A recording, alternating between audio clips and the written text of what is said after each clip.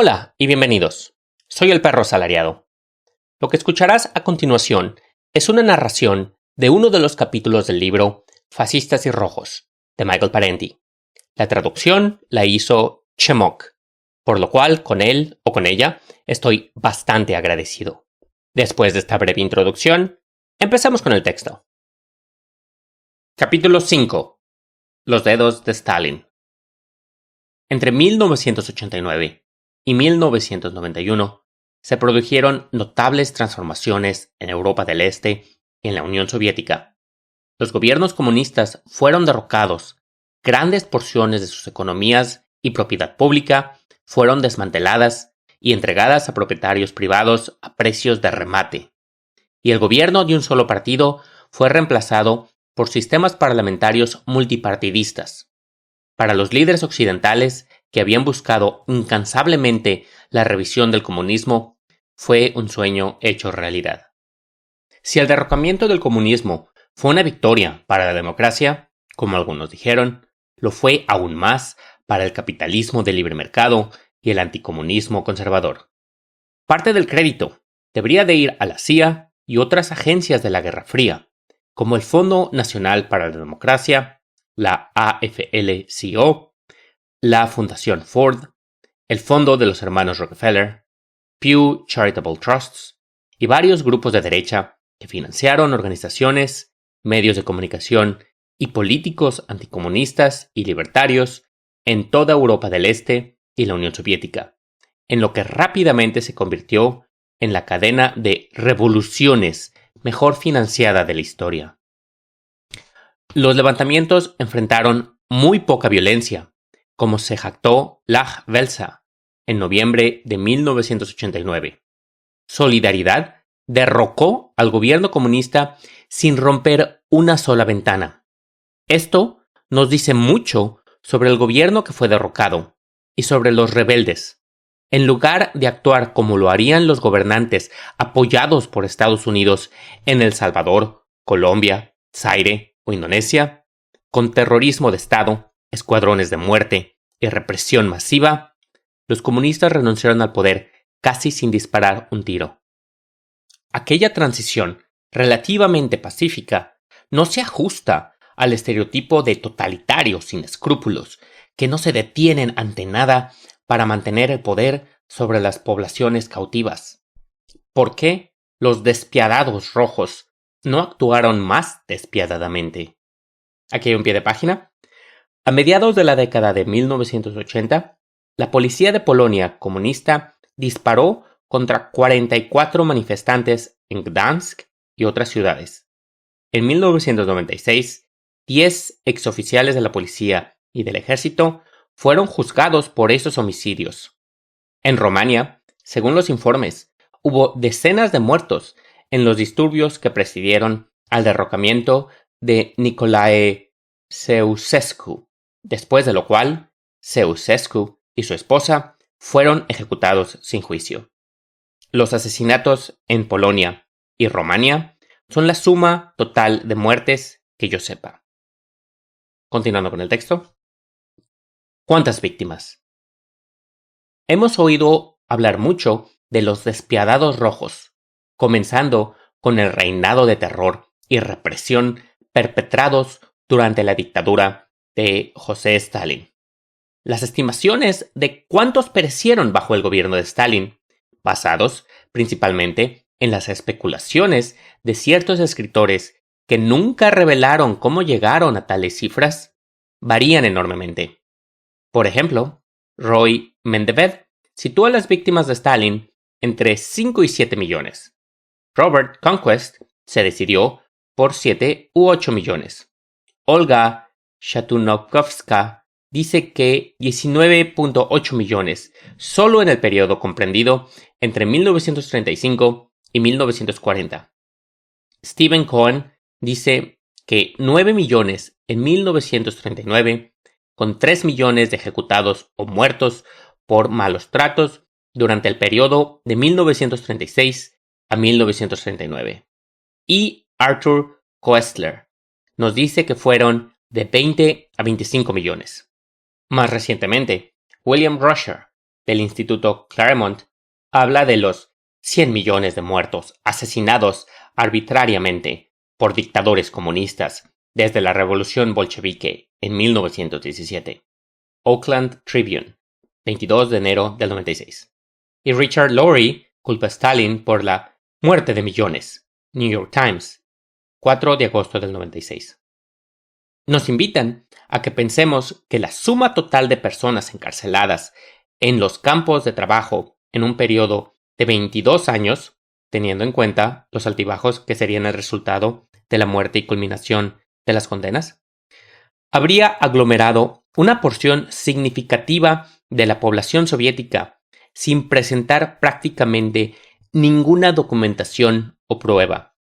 El abastecimiento y supervisión de los gulags, todos los campos de trabajo, colonias y prisiones del sistema soviético, habría sido el proyecto más grande de la Unión Soviética. En ausencia de pruebas fiables, nos alimentan de anécdotas, como la historia que cuenta Winston Churchill sobre la vez que le preguntó a Stalin cuántas personas murieron en la hambruna. Según Churchill, el líder soviético respondió levantando ambas manos, con un gesto que puede haber significado una falta de voluntad para abordar el tema. Pero dado a que Stalin tenía 5 dedos en cada mano, Churchill concluyó, sin la delicadeza de realizar una pregunta aclaratoria, que Stalin estaba contando 10 millones de víctimas. El jefe de un Estado, especialmente Stalin, como lo reservado que era, ¿admitiría tal cosa al jefe de otro? Hasta el día de hoy, los escritores occidentales tratan a esa anécdota confusa como si se tratase de una confesión férrea de las enormes atrocidades de las cuales se acusa a Stalin. Aquí hay un pie de página. Stalin le confirmó a Winston Churchill que fueron 10 millones. Stephen Cohen, Bukharin and the Bolshevik Revolution, Nueva York, A. Knopf, 1973, página 463. Sin duda, las hambrunas que ocurrieron durante los años de la invasión occidental, la intervención contrarrevolucionaria, la guerra civil y la resistencia de los terratenientes a la colectivización se cobraron muchas víctimas. Continuando con el texto. Lo que sí sabemos de las purgas de Stalin es que muchas víctimas eran funcionarios del Partido Comunista, gerentes, oficiales militares y otras personas estratégicas a quienes el dictador consideró oportuno encarcelar o liquidar.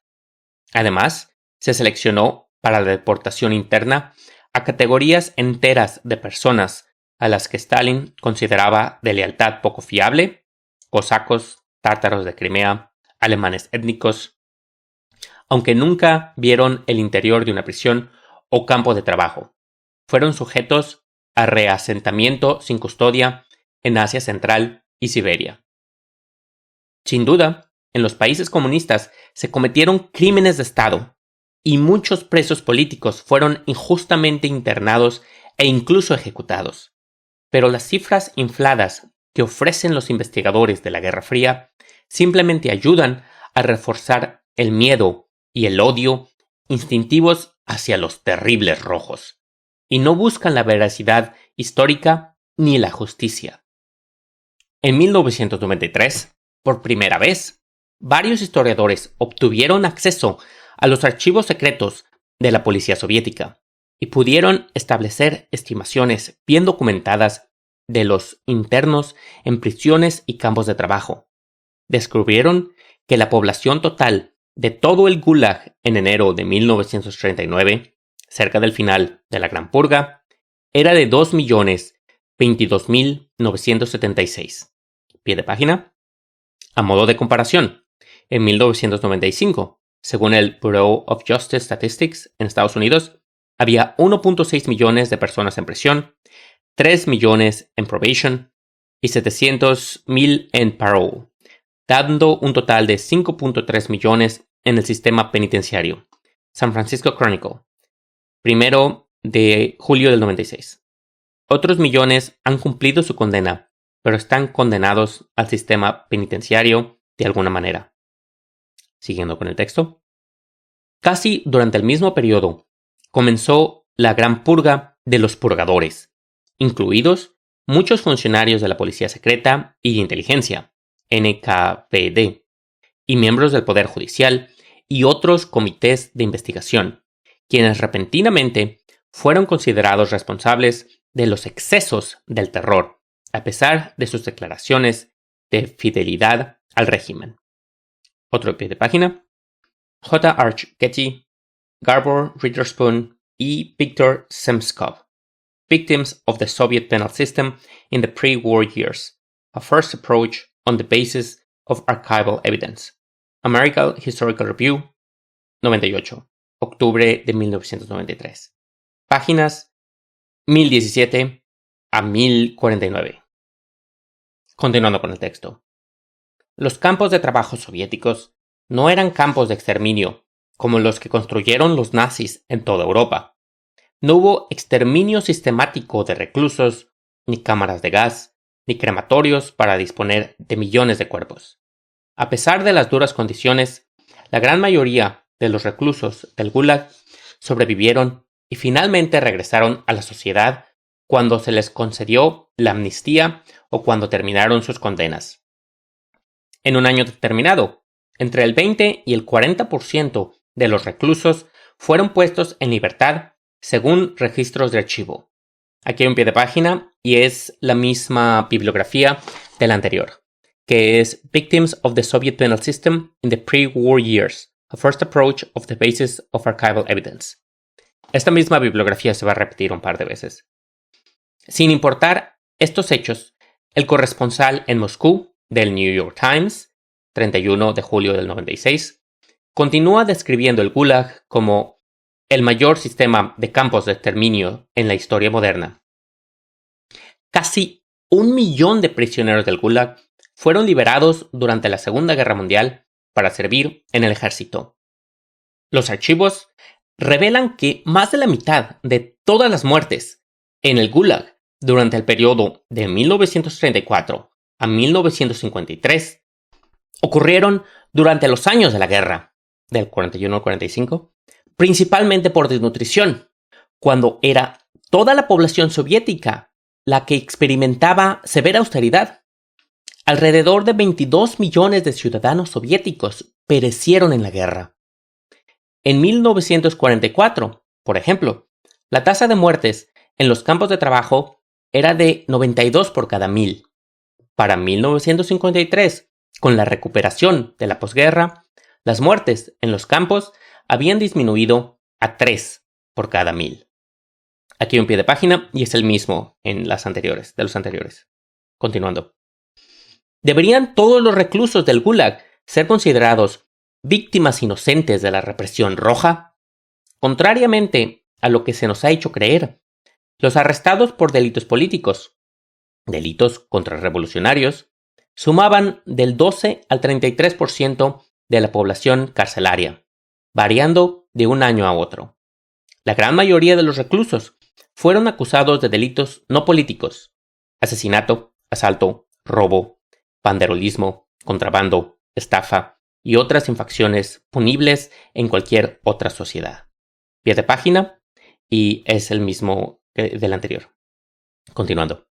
Las ejecuciones totales desde 1921 hasta 1953, un lapso de 33 años, fueron de 799.455. Los investigadores no proporcionaron un desglose de esta cifra. Esta cifra incluye a los que fueron culpables de delitos capitales no políticos, así como a los que colaboraron en la invasión capitalista occidental y las subsiguientes atrocidades del ejército de la Guarida Blanca. También incluye a algunos de los colaboradores pro-nazis durante la Segunda Guerra Mundial y, probablemente, prisioneros de las SS alemanas. En cualquier caso, los asesinatos de opositores políticos no fueron de millones o decenas de millones, lo que no quiere decir que el número real fuera intrascendente o justificable. Los 3 historiadores que estudiaron los registros hasta ahora secretos del Gulag concluyeron que el número de víctimas fue mucho menor de lo que se suele afirmar en Occidente. Este hallazgo es ridiculizado por el liberal anticomunista Adam Hochschild, quien prefiere repetir la historia de Churchill sobre los dedos de Stalin. New York Times, 8 de mayo del 96.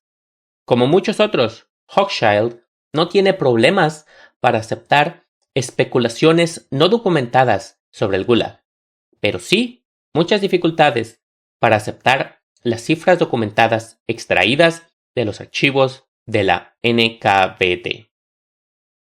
¿A dónde se fueron los gulags? Algunos escritores anticomunistas rusos, como Solzhenitsyn y Sájarov, y muchos progres anticomunistas estadounidenses, sostienen que el Gulag existió hasta los últimos días del comunismo. Aquí hay un pie de página. El término Gulag se incorporó al idioma inglés, en parte porque se hacían constantes referencias a su supuesta existencia. Un miembro senior de inclinaciones progresistas del Institute for Policy Studies, Robert Borsig, me envió una nota en diciembre de 1982 afirmando enfáticamente que el Gulag existe. Cuando daba charlas en los campus universitarios durante la década de 1980 sobre las políticas de gasto interno del presidente Reagan, me encontré repetidamente con miembros de la facultad que, independientemente del tema en discusión, insistían en que también hablara sobre los gulags, que, según decían, todavía encerraba a muchos millones de víctimas. Mi negativa a hacer una genuflexión ante esa ortodoxia molestó a varios de ellos. Continuando con el texto. Si es así, ¿a dónde se fueron? Tras la muerte de Stalin en 1953, más de la mitad de los reclusos del Gulag fueron liberados, según el estudio de los archivos de la NKVD citado anteriormente. Pero si tantos otros quedaron encarcelados, ¿por qué no se han materializado? Cuando los estados comunistas fueron derrocados, ¿dónde estaban las hordas medio hambrientas que salían de los campos de internamiento con sus anécdotas del martirio? Uno de los últimos campos de trabajo soviéticos, Perm 35, fue visitado en 1989 por congresistas republicanos y, nuevamente, en 1990 por periodistas franceses. Véase Washington Post, 28 de noviembre del 89, y National Geographic, marzo del 90, respectivamente. Ambas partes encontraron solo unas pocas docenas de prisioneros, algunos de los cuales fueron identificados como auténticos espías. Otros eran refuseniks, a quienes se les había negado el derecho a emigrar. Los presos trabajaban 8 horas al día, 6 días a la semana, por 250 rublos, $40 al mes. ¿Qué pasa con el supuesto gran número de presos políticos que se dice que existen en los otros estados policiales comunistas y totalitarios de Europa del Este? ¿Por qué no hay evidencia de su liberación masiva en la era postcomunista? ¿Y dónde está la masa de presos políticos en Cuba? Consultando al respecto al profesor Alberto Prieto de la Universidad de La Habana, señaló que incluso un reciente informe del Departamento de Estado sobre Derechos Humanos registraba cientos de personas siendo torturadas, asesinadas o desaparecidas en casi todos los países latinoamericanos, pero menciona solo 6 presuntos presos políticos en referencia a Cuba. People's Weekly World, 26 de febrero del 94. Si hubo atrocidades masivas hasta los últimos días del comunismo, ¿por qué los regímenes anticomunistas recién instalados no aprovecharon la oportunidad para llevar ante la justicia a los antiguos gobernantes comunistas? ¿Por qué no hay juicios públicos al estilo de Nuremberg que documenten las atrocidades generalizadas? ¿Por qué no se detuvo y juzgó a cientos de líderes del partido y funcionarios de seguridad y miles de guardias de campo por los millones que supuestamente exterminaron? Lo mejor que pudieron hacer los alemanes occidentales fue acusar al líder de Alemania Oriental, Erich Honecker, a varios otros funcionarios y a 7 guardias fronterizos de disparar a las personas que intentaron escapar por el muro de Berlín, un cargo grave pero difícilmente relacionado al Gulag. Las autoridades de la República Federal Alemana, RFA, capitalista y occidental, formularon un cargo de traición contra las personas que sirvieron como funcionarios, oficiales militares, soldados, jueces, abogados, etc., de la ahora desaparecida República Democrática Alemana, RDA, una nación soberana que una vez tuvo pleno derecho en las Naciones Unidas y la mayoría de cuyos ciudadanos nunca habían sido súbditos de la RFA. Hasta 1996 se habían llevado a juicio más de 300 casos de traición, entre los cuales se hallaba un ex jefe de inteligencia de la RDA, un ministro de defensa y 6 generales, todos acusados de cumplir con sus deberes legales según la Constitución y las leyes de la RDA, en algunos casos luchando contra el fascismo y el sabotaje de la CIA. Muchos de los acusados fueron finalmente absueltos, pero algunos fueron condenados a prisión. Lo que presenciamos aquí son los juicios de Nuremberg al revés. Los rojos son juzgados por sus esfuerzos antifascistas, por los fiscales amigables al fascismo de Alemania Occidental, utilizando una aplicación retroactiva de la ley penal de la RFA para los ciudadanos de la RDA. A principios de 1997 se esperaban varios miles de juicios más. Aquí hay un pie de página. El vicepresidente del Tribunal Supremo de la RDA era un hombre llamado Reinhardt, que los nazis habían puesto en un campo de concentración durante la guerra, y que presidía juicios en los que condenó a varios agentes de la CIA por sabotaje. Fue condenado en 1996 a 3 años y medio. Helene Heimann, que había sido encarcelada durante el régimen de Hitler por sus actividades antinazis, más tarde fue jueza en la República Democrática Alemana, donde presidió juicios contra el sabotaje.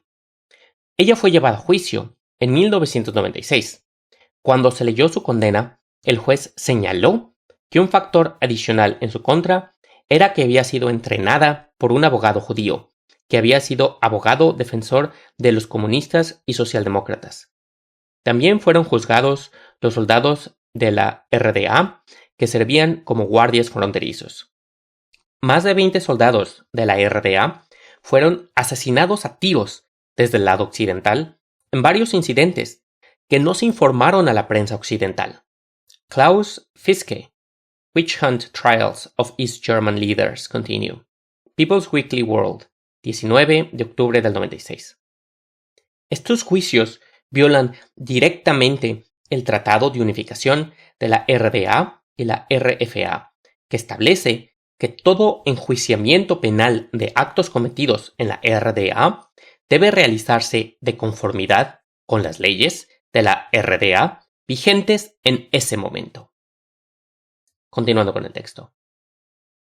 En 1995, Miroslav Stefan, exsecretario del Partido Comunista de Praga, fue condenado a 2 años y medio por ordenar a la policía checa que utilizara gases lacrimógenos y cañones de agua contra los manifestantes en 1988. Este es el mejor ejemplo de la sanguinaria opresión roja que los restauradores del capitalismo en Checoslovaquia pudieron encontrar. Una acción que ni siquiera califica como delito en la mayoría de las naciones occidentales. Aquí un comentario personal. Uy, gases lacrimógenos y cañones de agua. No, eso jamás lo hemos visto. Esto fue escrito en los 90s, 97. ¿Cómo han cambiado las cosas? ¿Cómo se ha militarizado la policía, no? Pero bueno, continuando con el texto.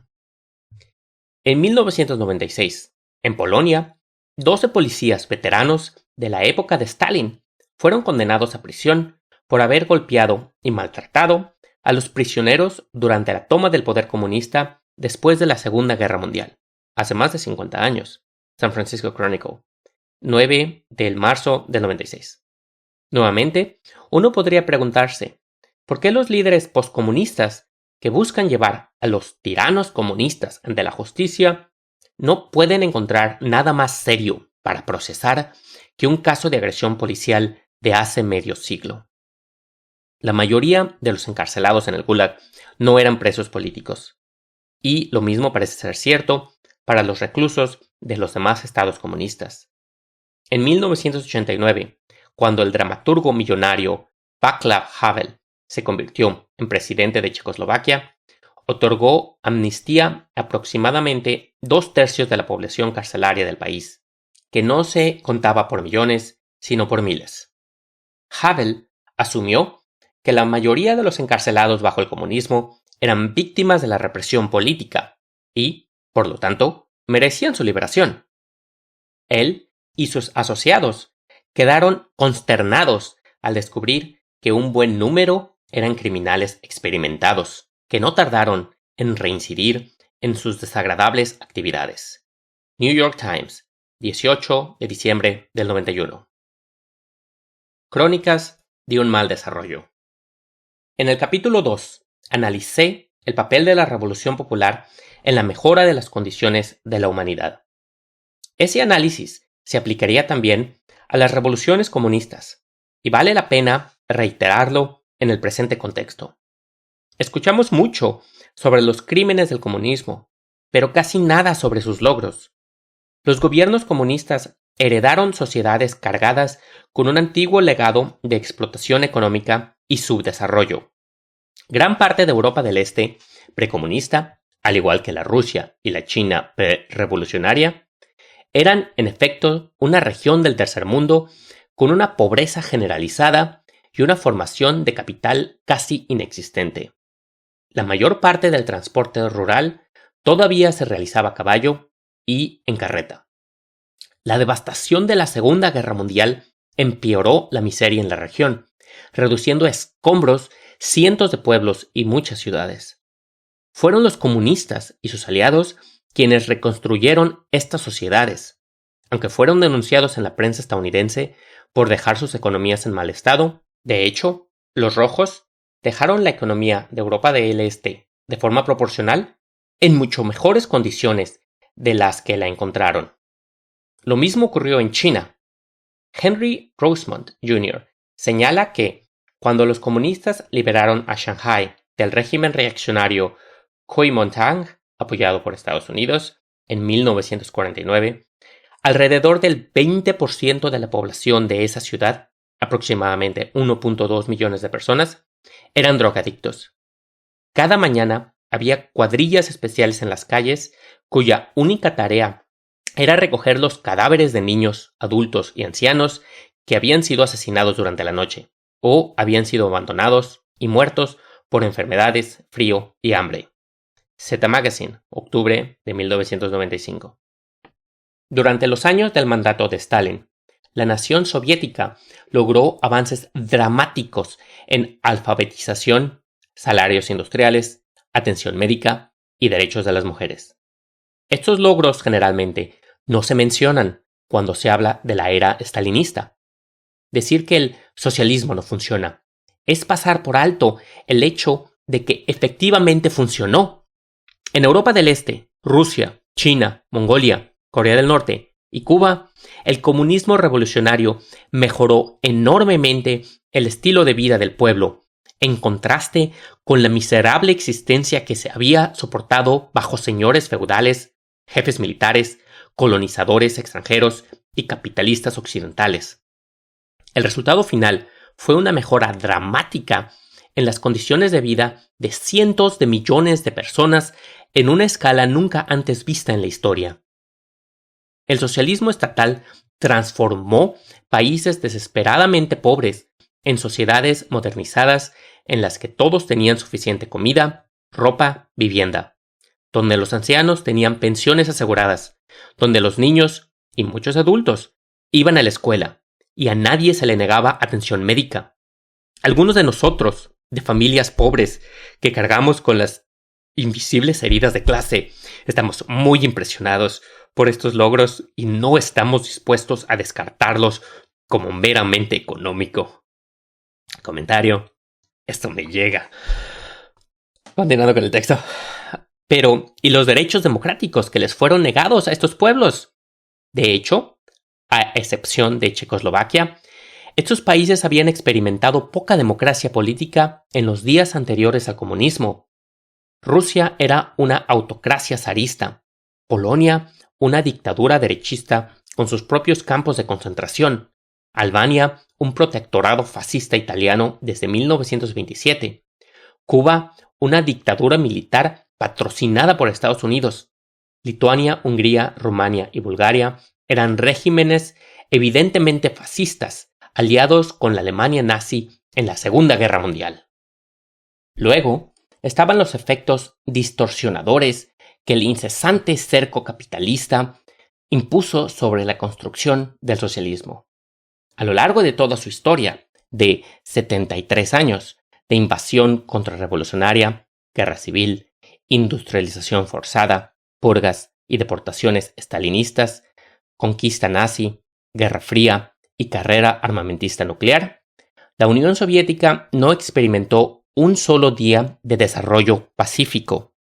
En el intento de mantener el mismo nivel militar con los Estados Unidos, comentario, el tratar de mantener paridad militar con los Estados Unidos, es algo que la mayoría de los socialistas que están informados acerca del colapso de la Unión Soviética piensan que fue un grave error. Yo pienso que fue un grave error.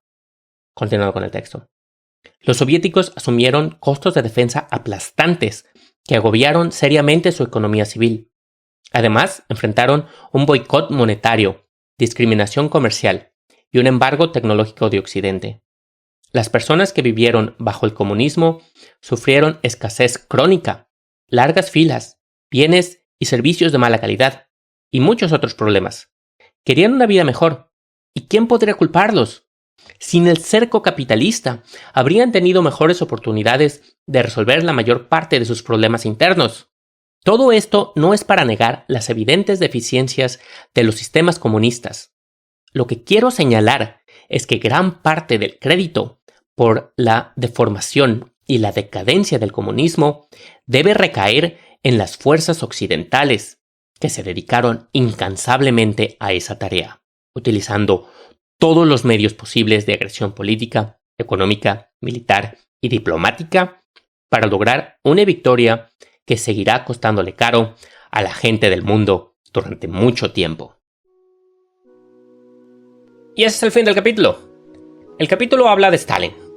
Stalin es un tema muy difícil, en especial para las personas que no están muy iniciadas o que no saben mucho del tema más allá de la propaganda, que este capítulo habla exactamente de eso, de cómo hay capas y capas y capas de propaganda. Yo no voy a tratar de defender a Stalin.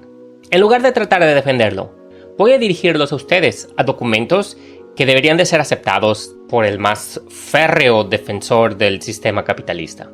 Por ejemplo, documentos de la CIA.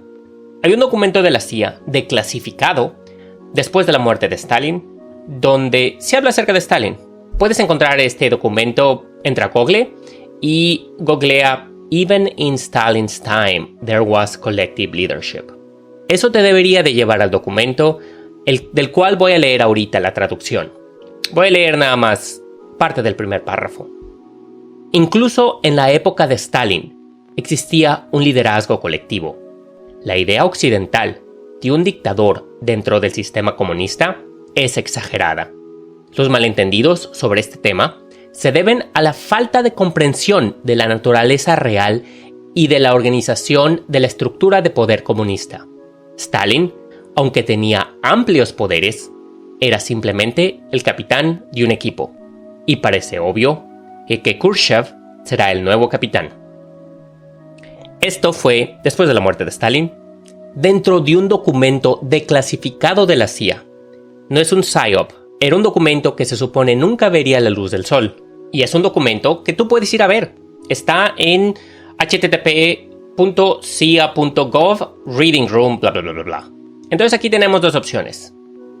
O había un espía en la CIA que escribió un reporte tratando de engañar a sus superiores. O lo que dice el reporte es cierto, de que la idea que se tiene de que Stalin era un dictador es exagerada. Que aunque él tenía amplios poderes, él era el capitán de un equipo. Y dicho malentendido se debe a que, 1. Lo dejaron crecer. ¿Por qué? Porque le servía para su propaganda. Pero 2, la gente realmente no tiene una buena comprensión acerca de las estructuras de poder soviéticas, de las estructuras de poder de los países comunistas en general. Piensan que porque hay una persona que ha estado en el poder durante décadas, es un dictador, que como tiene amplios poderes, debe ser un dictador desalmado. Y este no es el caso, este no fue el caso. Se los dejo ahí a su consideración. Pero hablemos del capítulo. Hay muchas cosas que se le atribuyen a Stalin que no tienen base en la realidad, que simplemente llegan a ser fantasía que algún anticomunista tiene y como le conviene a la clase gobernante, simplemente no lo desmienten. ¿Para qué? ¿Por qué lo harían? Hace poco una persona me mandó esta infográfica donde dicen que Mao mató a 78 millones de personas. 78 millones de personas. ¿Cómo es eso posible? ¿Cómo esta persona no llega a decir, ay caray, es un número súper altísimo? ¿Cómo podría alguien matar 78 millones? No, o sea, ¿dónde tienen el criterio? Y fue algo que yo dije con otros amigos, de que esa imagen parece que la hizo un comunista tratándose de burlar de la credulidad de las personas que creen que el comunismo es del diablo.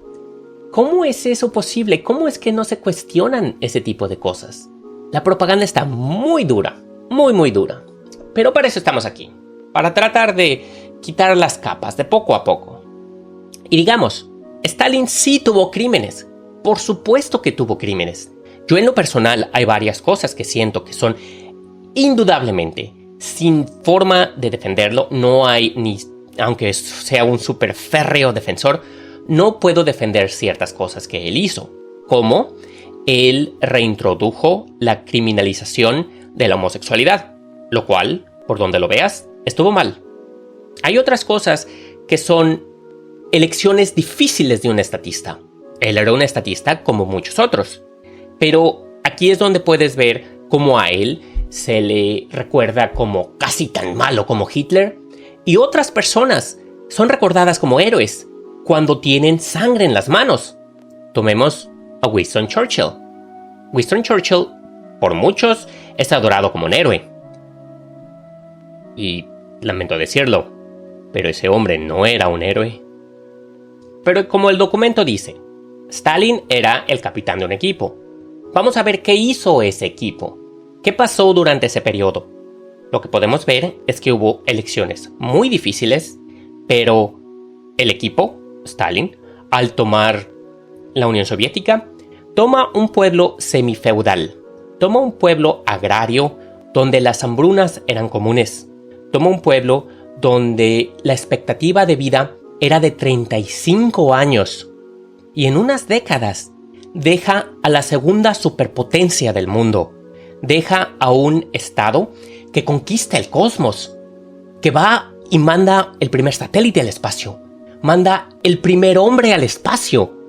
Y no solo cualquier hombre, manda a un hijo de un carpintero, manda a un hijo de una lechera.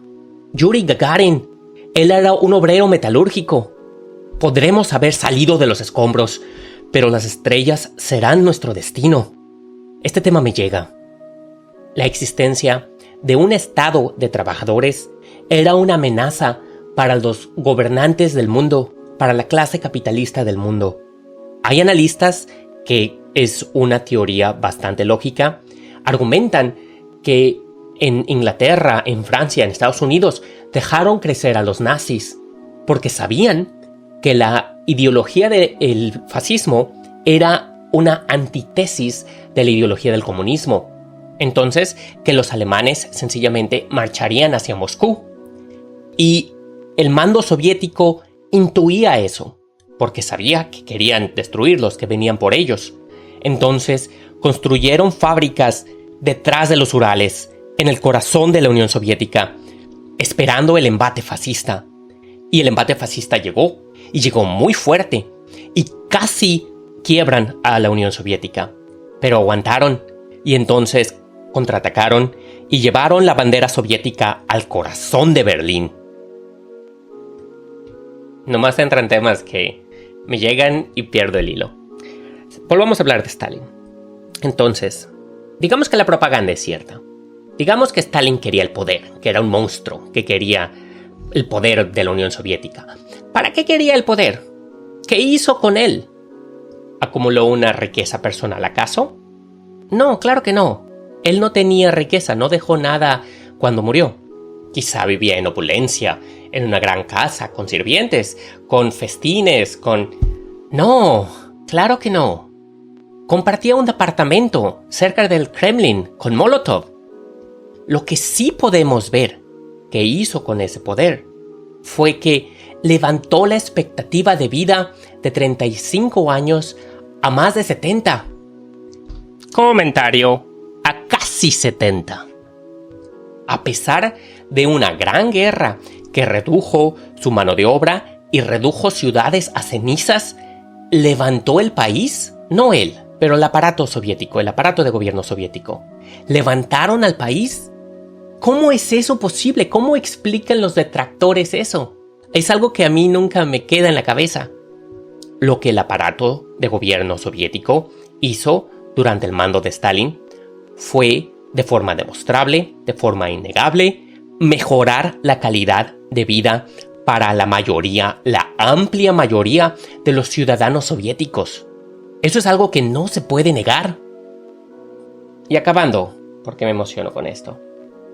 El capítulo también habla de que está esta creencia de que los gobiernos socialistas, los gobiernos comunistas, eran un estado policial donde había represión intensa, donde había policía secreta en todos lados, te están escuchando en las paredes.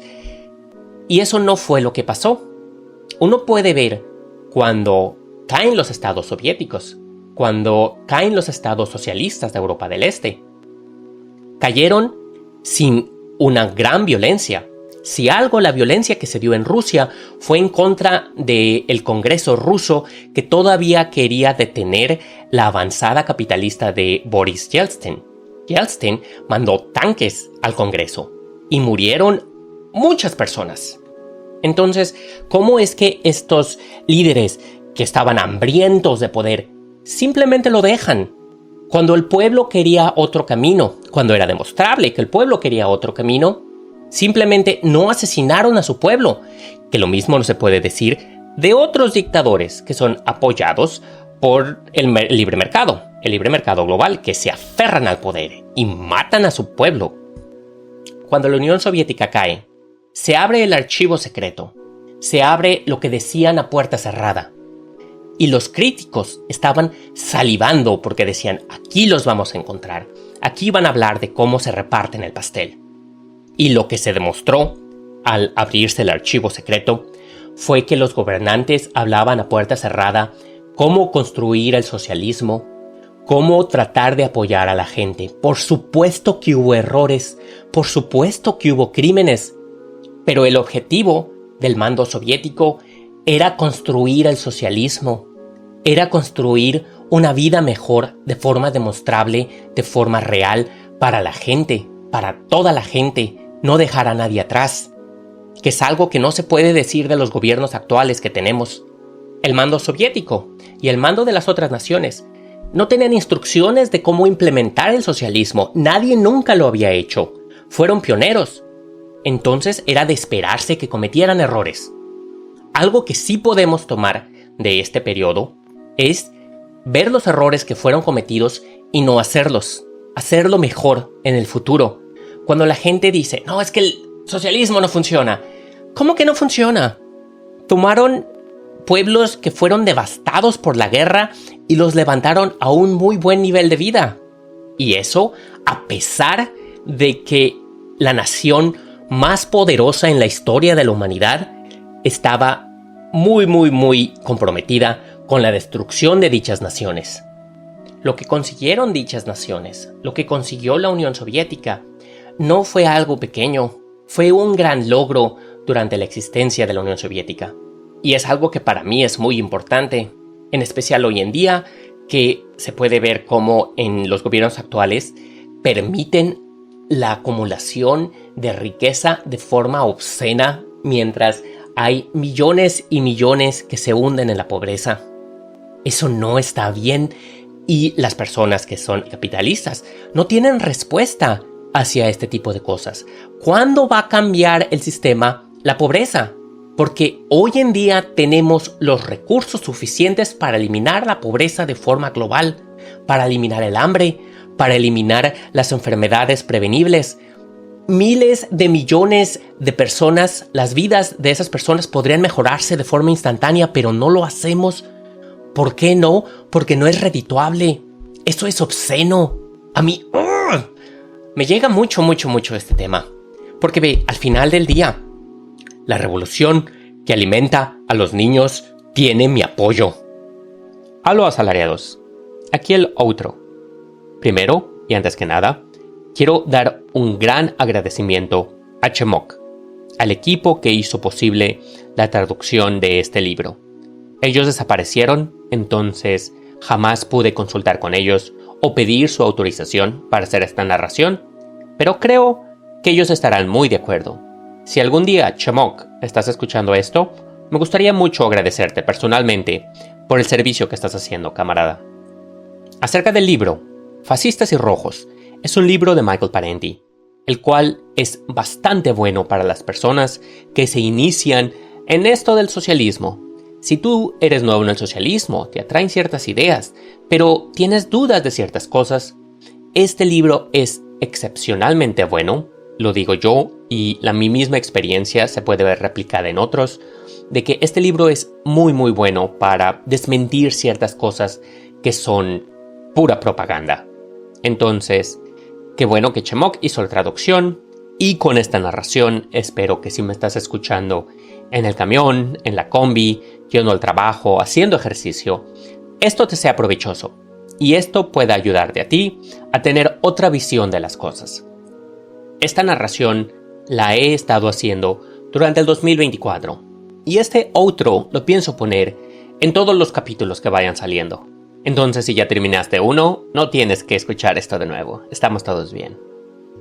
Otra cosa que quiero decir es que si te llama la atención formar parte de una comunidad socialista en español y usas Discord, contáctanos, deja un comentario y alguien platicará contigo.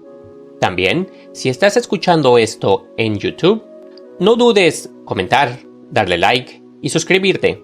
Eso le ayuda al algoritmo a que este tipo de contenido sea accesible a otras personas. O si estás escuchando esto en alguna plataforma de podcast, dale un rating de 5 estrellas si te fue provechoso. Eso ayuda al algoritmo y hace que este tipo de contenido sea accesible a más personas. Yo pienso hacer esto para un par de textos básicos, que yo considero básicos, y luego dejar de hacerlo. No pienso ser un youtuber, no pienso ser un influencer. Quiero ayudar a que se promueva la conciencia de clase. Quiero que las personas consideren puntos de vista diferentes a los que se le han enseñado toda su vida. Yo no quiero hacer de esto mi vida, pero siento que nadie estaba haciendo algo similar, al menos no de esta manera. Entonces, es algo que he aprendido, en especial después de fundar la comunidad de los asalariados, de que debemos de ser nosotros, debemos de poner de nuestra parte. Nosotros debemos de involucrarnos más. Si hay algo en el mundo que tú crees que debería cambiar, pero no te sientes que eres experto, no sientes que tienes la calidad o el conocimiento, nadie más lo va a hacer. Tiene que ser nosotros. Entonces, camaradas, vamos a luchar por un mundo mejor. Un mundo que es posible. Los veo en el siguiente audio.